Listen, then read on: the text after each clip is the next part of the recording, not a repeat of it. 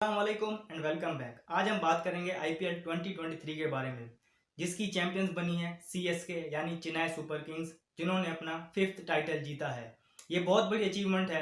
इससे पहले हम वीडियो में आगे कोई बात करें तो एमएस धोनी को एक छोटा सा ट्रिब्यूट पेश करेंगे कि लास्ट टाइम जब उन्होंने इनिशियली कैप्टनसी नहीं ली थी, रविंद्र जडेजा को हैंड ओवर की थी, तो टीम ने ऑलमोस्ट लास्ट नंबर्स में, मतलब सेकंड लास्ट नंबर पे फिनिश किया था। उसके बाद इतना बेहतर कमबैक करना और इस सीजन में आके इस तरह की परफॉर्मेंस देना और टीम को जिताना, ये साबित करता है। वैसे तो किसी भी सबूत की या किसी भी चीज़ ज़रूरत नहीं है एम एस धोनी की कैप्टनसी के बारे में बताने के लिए, लेकिन फिर भी एक मतलब फिर उन्होंने प्रूव किया है, तो सल्यूट है एम एस धोनी को। उन्होंने इस तरह अपनी टीम को जिताया। सी एस के तो जीत गई, लेकिन इसके अलावा अगर हम बात करें और देखें तो गुजरात टाइटंस रनर्स अप रहे हैं। लास्ट टाइम वो चैंपियंस थे, इस मरतबा भी वो टेबल टॉपर्स थे। उन्होंने टेबल टॉप किया और उसके बाद क्वालिफायर 1 वो हार गए, लेकिन क्वालिफायर 2 में उन्होंने बहुत ही आउटस्टैंडिंग परफॉर्मेंस दी और फिर वो जीत गए और फाइनल में आगे खेले। फाइनल में भी लास्ट ओवर तक तो गए, मतलब लास्ट 2 बॉलों पे मैच उनसे दूर गए, इससे पहले वो गेम में ही थे। तो ये शो करता है वो कितनी कंप्लीट टीम है। और उनके स्टैट्स आगे जब बताएंगे ना आपको टूर्नामेंट के, तो वहां से आपको अंदाजा हो जाएगा कि ये कंप्लीट टीम क्यों है। बहुत ही हर बॉक्स को जो टीम टिक करती है वो टीम थी Gujarat Titans.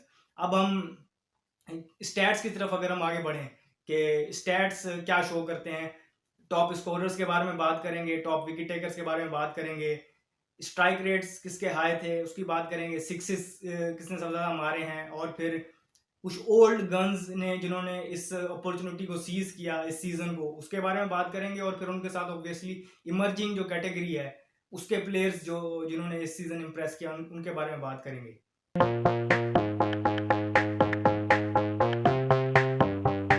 Top 3 run Gators की, तो शुभमन गिल ने 890 रन बनाए हैं 157 के स्ट्राइक रेट से। नंबर 2 पे आते हैं फैफ डु प्लेसी, जिन्होंने 730 रन बनाए हैं 153 के स्ट्राइक रेट से। और फिर डेवन कॉनवॉय, जिन्होंने 672 रन बनाए 139 के स्ट्राइक रेट से, और ये फाइनल के मैन ऑफ द मैच भी थे।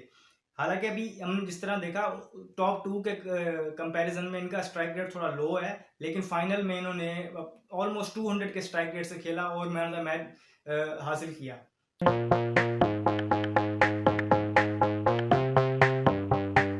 अगर टॉप 6 हिटर्स की बात करें तो फैफ डु प्लेसी ने ये टेबल भी टॉप की है। उन्होंने 36 6 लगाए हैं इस टूर्नामेंट में। उसके बाद शिवम दुबे चेन्नई सुपर किंग के, उन्होंने बहुत इंपैक्टफुल इनिंग्स खेली हैं इस सीजन में, उन्होंने 35। और फिर तीसरे नंबर पे शुभमन गिल, जिन्होंने 33 सिक्सेस लगाए हैं।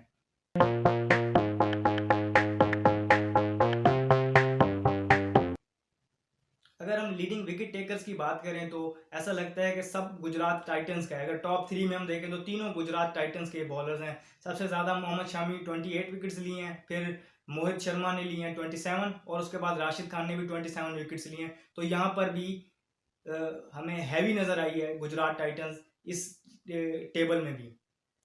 जिस तरह मैंने वीडियो के स्टार्ट में आपको कहा था कि इस सीजन में कुछ ओल्ड गन्स, यानी कुछ ऐसे प्लेयर्स जो सिनेरियो से गायब थे या ऐसे जिनसे एक्सपेक्ट नहीं किया जा रहा था, उन्होंने आके अपॉर्चुनिटी को सीज किया और परफॉर्मेंस की। उनमें हम अगर बात करें तो रिद्धिमान साहा हैं, उन्होंने ऑलमोस्ट 371 रन स्कोर किए हैं। फिर अगर हम बात करें पीयूष चावला की, तो उन्होंने 22 विकेट्स हासिल किए हैं। अजिंका रहाणे, जो इवेंचुअली WTC फाइनल के स्क्वाड में भी आ गए हैं, उन्होंने 326 रन स्कोर किए और बहुत ही क्रूशल टाइम्स पे कंट्रीब्यूट भी किया है। इसके अलावा जो जिसने सबसे ज़्यादा इम्प्रेस किया और मतलब फास्ट बॉलर होके इस एज में आके, इतने अरसे बाद इतने बड़े प्लेटफॉर्म पे आके और इस तरह की आउटस्टैंडिंग परफॉर्मेंस दी कि ऑलमोस्ट टीम को मैच जिता गए थे। मासवाई वो लास्ट 2 बॉलों के जो उससे थोड़ा सा ऑफ लाइन हुए और उन्होंने कंसीड किए 10 रन। इससे पहले उसने बहुत आउटस्टैंडिंग बॉलिंग की। मैं बात कर रहा हूँ मोहित शर्मा की, जिन्होंने 27 विकेट्स लिए हैं इस टूर्नामेंट में, बहुत ही आउटस्टैंडिंग रहे हैं। तो ये मतलब सिर्फ यंगस्टर का टूर्नामेंट नहीं है, ओल्ड गन्स भी जो हैं उन्होंने भी अपने आप को इसमें प्रूव किया है। इसके अलावा अगर इंटरनेशनल प्लेयर्स हैं तो हेनरिक क्लासन जैसे या 2-4 और प्लेयर्स ऐसे हैं, उन्होंने भी अपनी वर्थ प्रूव की है इस कैटेगरी में। अगर हम बात करें तो इमर्जिंग कैटेगरी जो होती है वो किसी भी लीग के लिए एक उसको अलग फ्लेवर देती है। लोग उसको लुक अप टू करते हैं कि कौन से इमर्जिंग प्लेयर्स इस दफ़ा हमें मिलेंगे इस लीग से। और आईपीएल तो दुनिया की सबसे बड़ी लीग है, तो लोग लुक फॉरवर्ड कर रहे होते हैं कौन से प्लेयर्स हैं, कौन से यंगस्टर्स हैं जिन्होंने अपने आप को स्टैंड आउट किया है इतने बड़े बड़े स्टार्स के दरमियान। तो उसमें अगर हम बात करते हैं तो सीएसके के तुषार पांडे हैं, उन्होंने 20 विकेटें ली है। और इसके अलावा मथीशा पथेराना श्रीलंका के हैं वैसे नेशनैलिटी के हिसाब से, लेकिन सीएसके की तरफ से खेले थे। बहुत ही क्रूशल ओवर्स में उन्होंने विकेटें भी ली हैं, रन्स भी रोके हैं और एमएस धोनी को बड़ा इंप्रेस किया है। तो ये इटसेल्फ एक बहुत बड़ा उसके लिए कॉम्प्लीमेंट है। उन्होंने 19 विकेट्स ली थी। अफगानिस्तान के नूर अहमद थे, उन्होंने 16 विकेट्स ली है। मुंबई इंडियंस के मदिवाल हैं, उनकी 14 विकेट्स हैं। और राजस्थान रॉयल्स के यशस्वी जायसवाल, दो के वो इमर्जिंग कैटेगरी से अब आगे निकल आए, दूसरा तीसरा सीजन है उनका, लेकिन स्टिल अभी वो अनकैप्ड हैं। तो उन्होंने 625 रन किए और हेल्दी स्ट्राइक रेट के साथ 163 के स्ट्राइक रेट के साथ। रिंकू सिंह हमेशा की तरह उसने पिछले सीजन में भी इंप्रेस किया था, इस सीजन में भी उनकी एक परफॉर्मेंस हमने देखा था बहुत स्टैंड आउट रही थी, जो उन्होंने गुजरात टाइटंस के अगेंस्ट 5 बॉलों में 5 छक्के लगाए थे और मैच जिताया था। उन्होंने 474 रन स्कोर किए हैं इस सीजन में 149 के स्ट्राइक रेट के साथ। उनका स्ट्राइक रेट कुछ लो इसलिए थोड़ा सा नजर आया, वैसे तो ये बहुत अच्छा स्ट्राइक रेट है, लेकिन थोड़ा लो इसलिए नजर आया क्योंकि कुछ इनिंग्स में उसने टाइम लिया था, जो सिचुएशन की डिमांड थी उसके हिसाब से वो खेला। इसके अलावा साई सुदर्शन जीटी के, उन्होंने 362 रन किए। और तिलक वर्मा मुंबई इंडियंस के, वो पिछले सीजन में भी उन्होंने इंप्रेस किया था, इस मरतबा भी 343 रन स्कोर किए हैं। और सबसे इंपॉर्टेंट चीज़ है स्ट्राइक रेट 164 के स्ट्राइक रेट के साथ। मतलब ये एक आने वाली लॉट ऐसी है जो स्ट्राइक रेट को ज़्यादा प्रेफर कर रही है रन्स के ऊपर, तो ये इंडिया के लिए भी बड़ी अच्छी चीज़ है, बड़ा अच्छा साइन है। एंड में बात कर लेते हैं कुछ उन टीम्स की जो बहुत बड़ी फ्रेंचाइजीज हैं, स्टार्ट से ही आईपीएल में वो इन है, मतलब स्टार्ट से ही आईपीएल का पार्ट है वो फ्रेंचाइज, लेकिन इस साल तो उन्होंने बहुत ज़्यादा डिसअपॉइंट किया है। तो हम बात करें तो सबसे पहले तो जिन्होंने 9th नंबर पे फिनिश किया, पंजाब किंग्स, बहुत डिसअपॉइंटिंग परफॉर्मेंस दी है।